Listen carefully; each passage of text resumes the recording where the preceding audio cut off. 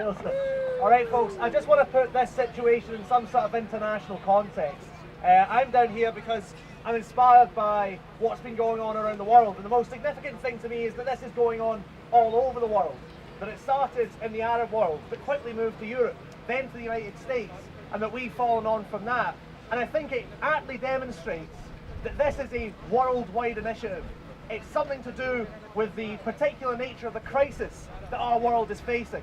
And I think that the slogan about democracy must be the most important one for us. I think this is the cause for our time, because it's clear that our world is insufficiently democratic for the type of society that we want to create, and I think that's what's produced these movements and so on.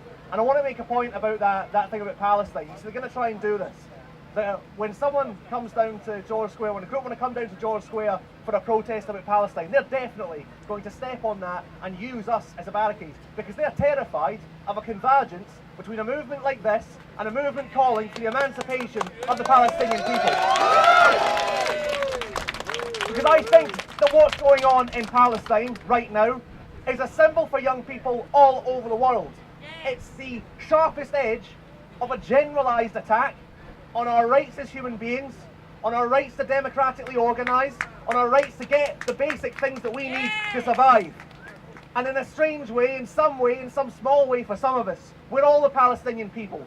And okay, we're not living in a refugee camp with our children being bombed, with people being shot at checkpoints and so on. But I think they are the best amongst us, the Palestinian people, for having kept struggling for decade after decade after decade. When it looked like you were getting no further forward.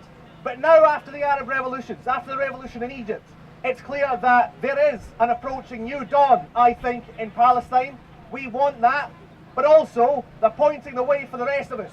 If the Palestinian people can keep at it, decade after decade after decade, in the face of the worst possible oppression, we can keep at it until we get our democracy and our liberation as well.